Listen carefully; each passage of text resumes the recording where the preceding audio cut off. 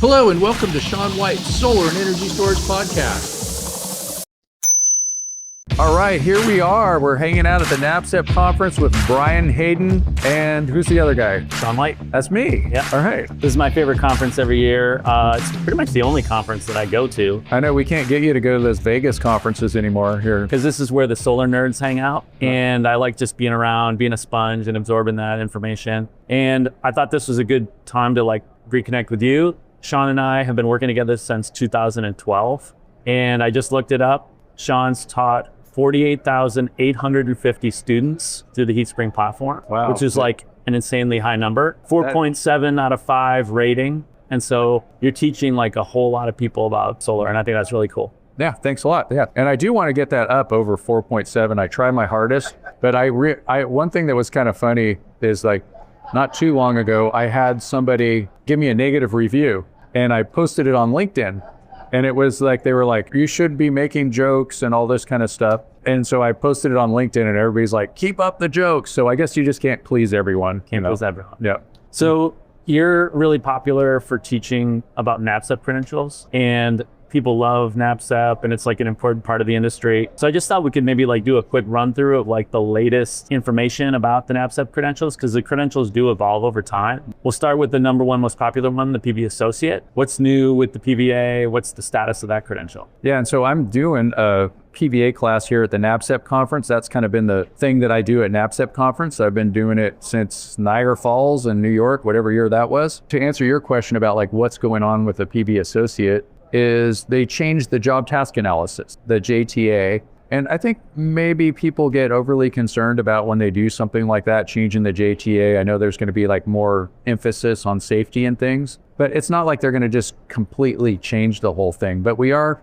changing our class. We're going over the class. I have people helping me go over the class. I have somebody that took my PV Associate class. Her name is Brittany. And she has the only NABCEP score that I've ever heard of that was as high as you could possibly get, which is a 99. They call it scaled scoring. And what I did is I just hired her right off the bat. And she's really smart, really good at going over all this kind of stuff. And so Brittany's going through the course, combing through it, coming up with, things that we can change to make it better for the new JTA, job task analysis, and make it relevant too, because there's certain things that go out of style, like lead acid batteries and things like that. And sometimes they end up on the NABCEP exam questions. So we have to still cover those things, but also we want to make sure that people know that everybody's doing lithium ion batteries these days. Talking about storage, so there's the ESIP, Energy Storage Installation Professional. That's a pretty new credential. What's up with the ESIP? What's anything new? Yeah, the ESIP, or as Sean O'Brien from NABCEP calls it, the ESIP.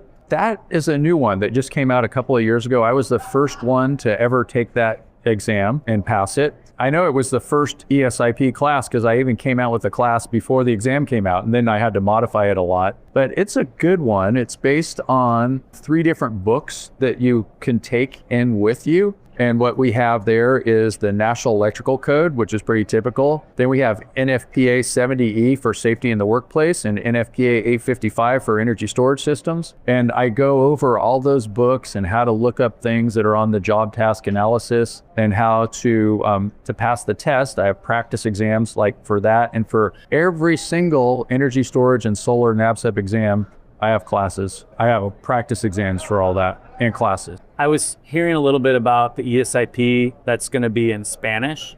And I feel like that's a thing that I'm always trying to remember, what's the status of the Spanish language versions of any of the credentials? Which credentials can you go get in Spanish? And what's the status of that? So I'm pretty sure right now, it's just the associate, right? I mean, you know that as much as I do. In fact, you're kind of more on that end of things than I am as far as knowing how to take the test. When people are like, how do I sign up for the test? It's I don't get to take the associate exam anymore if you're teaching the class. So they don't let you. It'd be unfair advantage. So I believe that the PV Associate and the ESIP, do they have it already with the Energy Storage Installation Professional?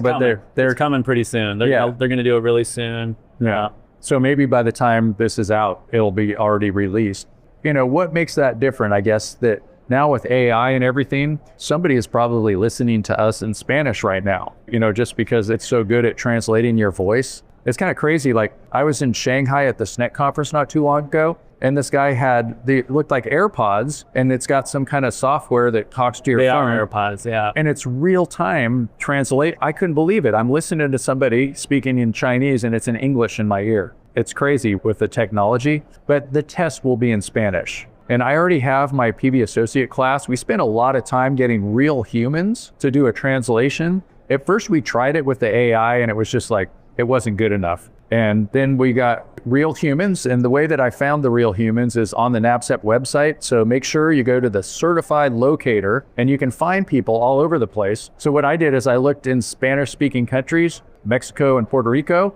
Well, Puerto Rico's not a country, of course, it's part of the United States. And I found people that could translate for us that were NABCEP certified. So that's pretty cool. Last credential that I have a question about, what's up with O&M credentials? Yeah, so O&M, there's one that you can take right now. They call it the NABCEP PV-CMS. That's Commissioning and Maintenance Specialist Certification. It's the one that has the most letters, PV-CMS. So you could get a whole 5 letters for the price of 4.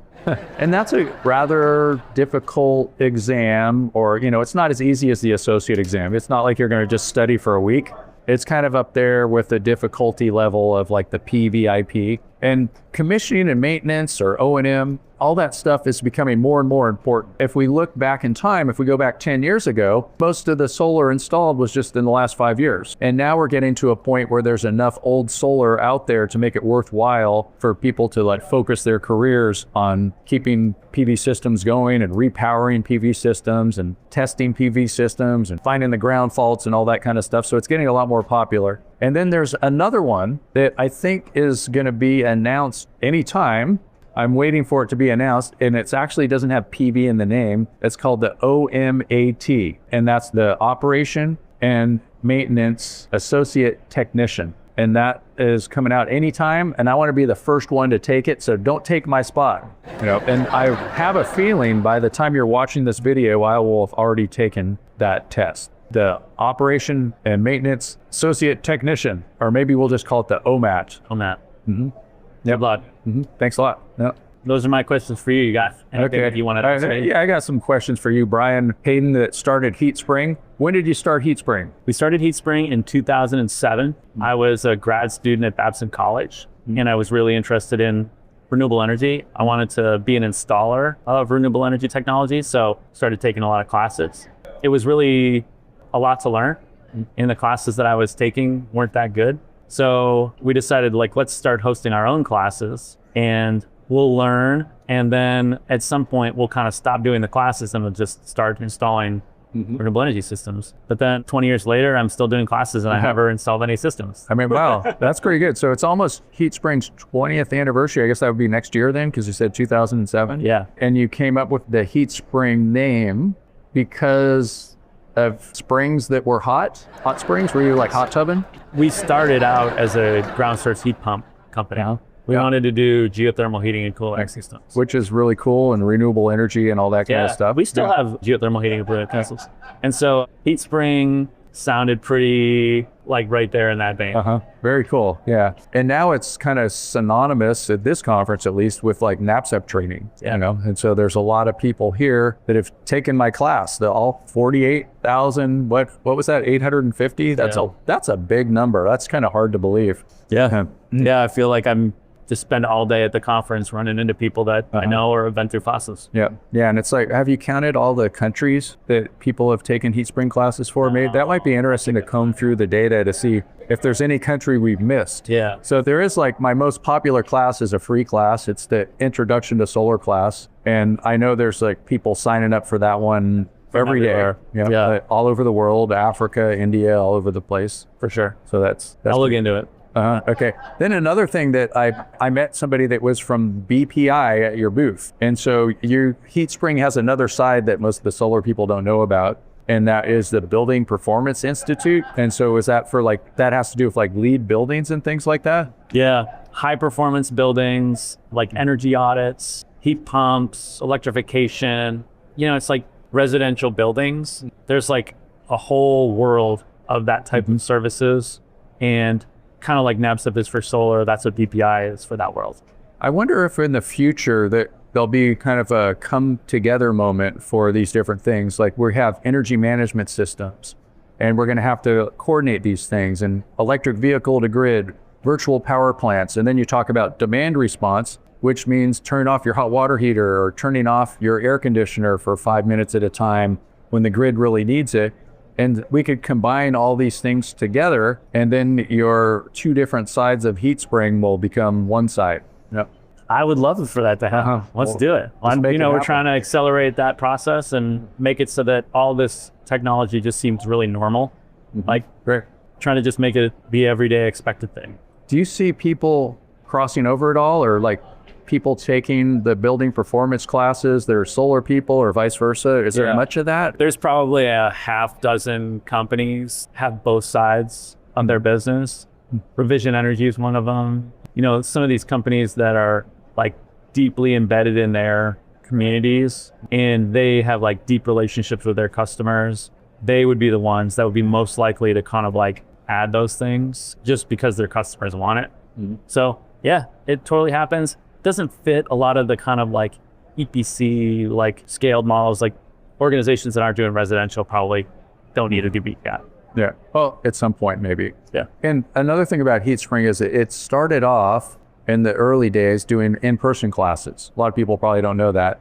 And then it went to pretty much 100% online, except for coming here to the NABCEP conference, and we do the PV Associate class, which people should sign up for next year. It's going to be in Mobile, Alabama, y'all. But we're also doing a few more classes in person, and it's in combination with the online classes. So there'll be some companies that are doing the online classes, and they're like, yeah, let's just have Brian send Sean out there and do a couple of days. Yeah, we added a button to the online classes that just says book this class in person. We didn't really know if anybody would click that button, but I think there's like a little bit of a boomerang that happens. I think people are recognizing that there's something kind of cool about coming together in person, and it's nice to be able to facilitate that. And it'd be like a special thing to have you come out to their office.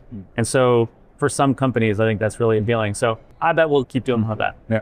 And one of the things that I really like about working with you, Brian, is you're very optimistic. If anything goes wrong, you always cheer me up, Yeah. Not that I get too uncheerful very often. Yeah. But if something happens, Brian always takes the positive side and has a really good, easygoing, happy attitude. And a lot of times when you're doing business with people, it's like you're doing business against them.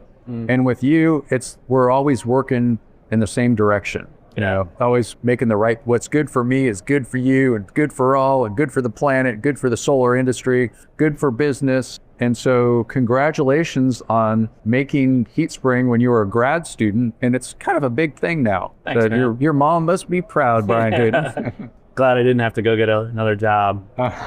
I would say, thanks for saying that. And I feel the same about you. I think you and other instructors that we work with can do things that there's no way I could ever do that. And like amplifying what you're doing and getting you in front of more people is like, just has so many positive impacts that a great pleasure to do it. So thanks for. Yeah, I'm really glad that you called me up, whatever that was 12 years ago, and I started making classes, and it's really changed my life. And before, it was like there was a lot of people that I was working for that I didn't get along with. They were just, salespeople trying to sell a solar class and trying not to pay me. And I have to they promised to pay me, and then they'd say, oh, I don't have the money in the bank. And there's a lot of tough times that I had back in the past, and I still run into some people. There's actually somebody here at this conference, so I won't tell you his name, but he's just like a scammer trying to sell solar classes and steal my material and all that kind of stuff. And nothing but good experiences with Brian Hayden and HeatSpring. So thanks very much, Brian Hayden of HeatSpring. Thanks, Woo. All right. And then also we want to thank Nico Johnson and SunCast for letting us hang out here at his booth at the NABCEP conference. And we get to use his wonderful umbrella lamps, and Jeremy taking our pictures and pushing the record button and micing us up and all that. It's always a great experience working with the SunCast people at all the different conferences. So thanks very much, Nico.